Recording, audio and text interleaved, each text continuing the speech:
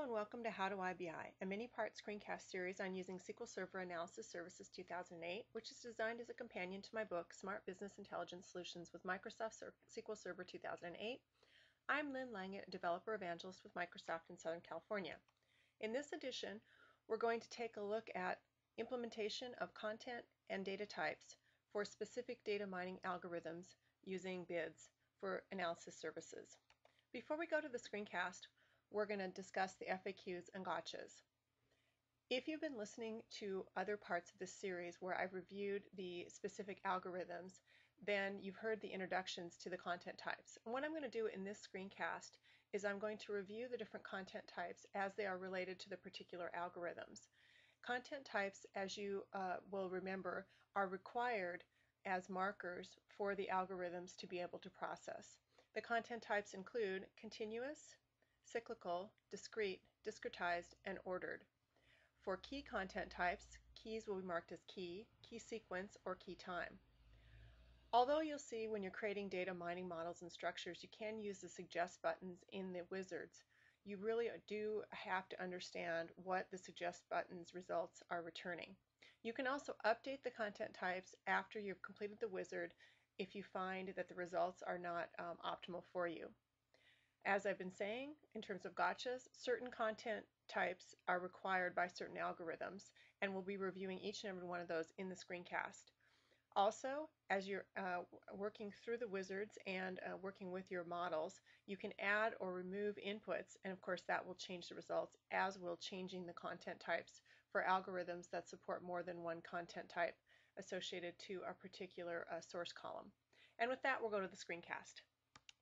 In this screencast, we're going to discuss the different content types that you associate with source columns when you're building data mining models using analysis services in BIDs. In order to do this, we're going to use two methods. We're going to use the samples that come with AdventureWorks, and we're going to use the wizard that will start when you attempt to create a new mining structure. So we'll start there. I'm going to click on the Mining Structures folder inside of the Solution Explorer, and then I'm going to click on New Mining Structure, and then I'm going to click on Next.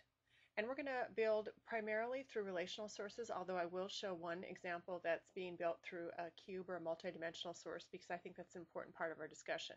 So we're going to say from existing relational database or data warehouse, and then we're going to select algorithms and discuss the content types that are available.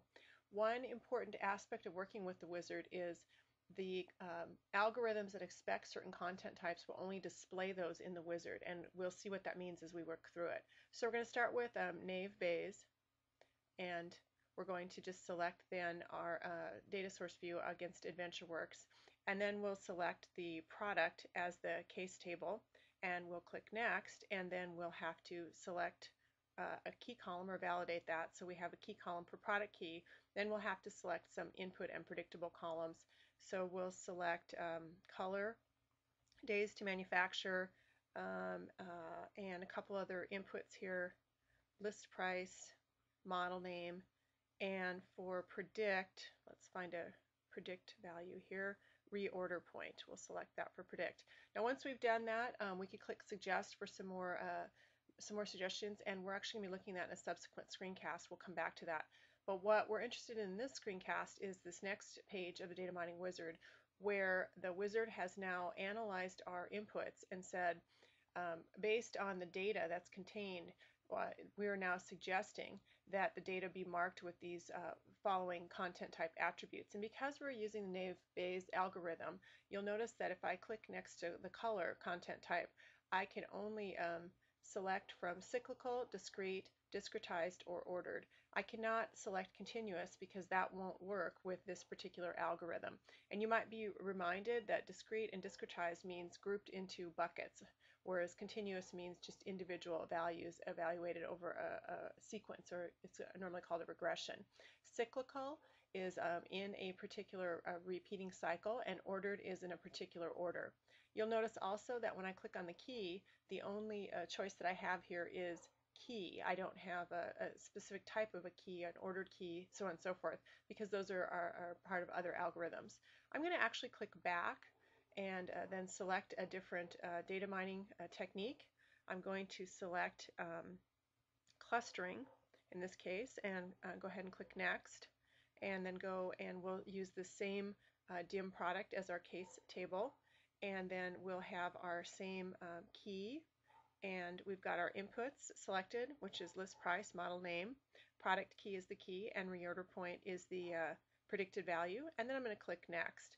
Now you'll notice when I'm in the content and data types dialog box of the data mining wizard at this point, now days to manufacture and list price have been detected as continuous content types because this algorithm works with continuous content types. Now I could adjust that, and that would change the results of the output of the algorithm, and this is part of the fine-tuning that you'll be using when you're working with data mining models. In the subsequent screencast, we'll be looking at the evaluation process, which is through lift or profit charts, where you can actually understand the effectiveness of the results, and tuning the content type is part of adjusting the data mining model.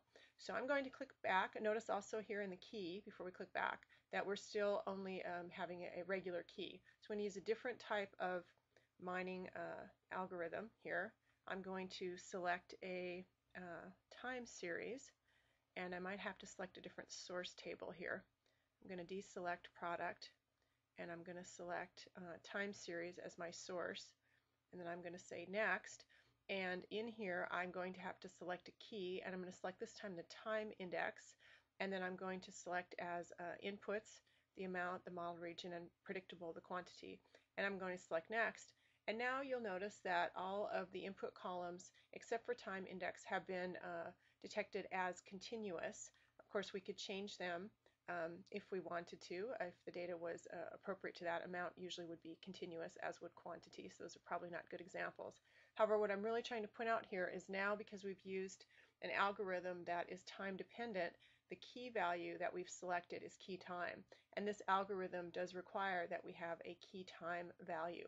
So let me go back again, and we'll look at another algorithm, and we're back in the algorithm selection page, and let's select sequence clustering and go forward and select an appropriate source for that. So I'm going to select the sequence orders as the case table, and you may remember from that screencast that we often will have a nested table so that we can have an item detail, and I'll select sequence line items as the nested table, and you can see the icons next to the tables, or the views in this case, reflect which is the case and which is the nested table.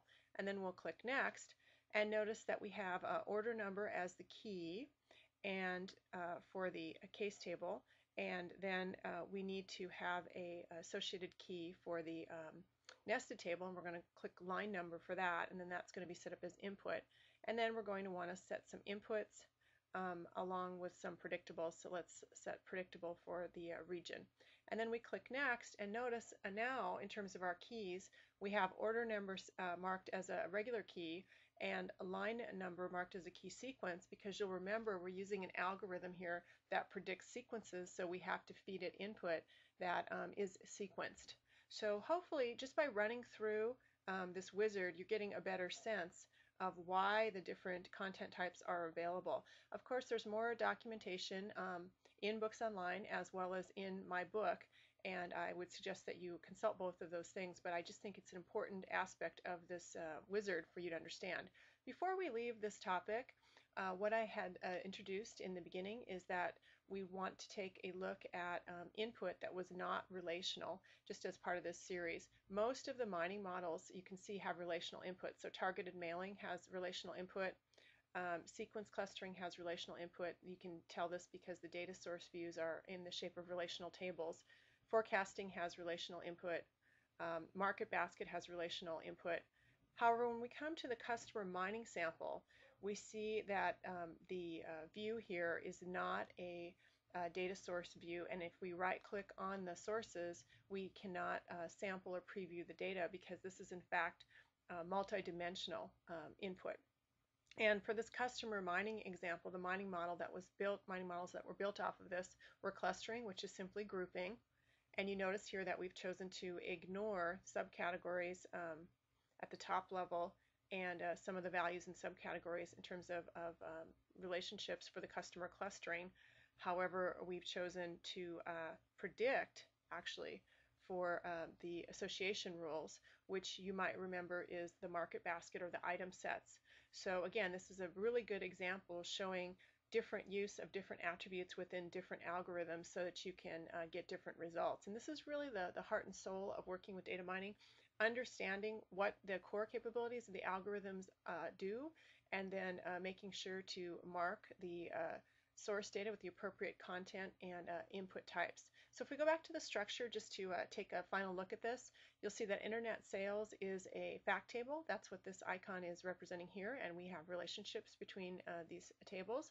And if we just expand our viewer, we can see that case level columns is marked with a dimensional icon.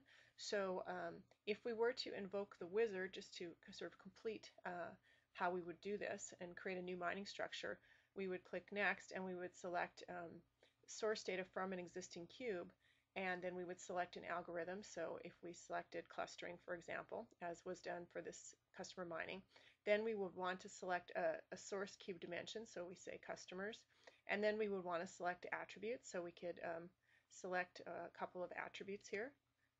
So I'll just say city. Oh, I'm sorry, I'm selecting a case key, so we need to select a attribute to be the key of the mining structure, so we'll say customer. And this is where I was thinking that we were at. We want to select case level columns, so city, commute distance, country, so on and so forth. And then we want to specify the mining model usage. We could add nested tables here. And then, of course, we'll be shown our content and data types again.